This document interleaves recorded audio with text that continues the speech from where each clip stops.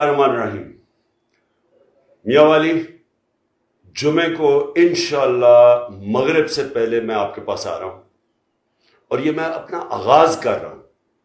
जो मेरी तहरीक है हकीकी आज़ादी की, इस मुल्क को एक इम्पोर्टेड हुकूमत जो हमारे ऊपर मुसल्लत की गई है, करप्ट तरीन लोगों की हुकूमत जो मुसल्लत की गई है, उसकी गुलामी से आज़ाद करने के लिए जो इस्लामाबाद की मैंने कॉल दी है, उसकी तहरीक को उठाने के लिए मैं आपके पास आ रहा हूं।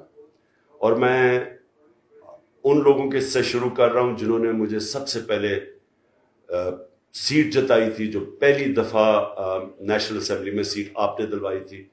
आपसे मैं आगाज़ कर रहा हूं इस तहरीक का।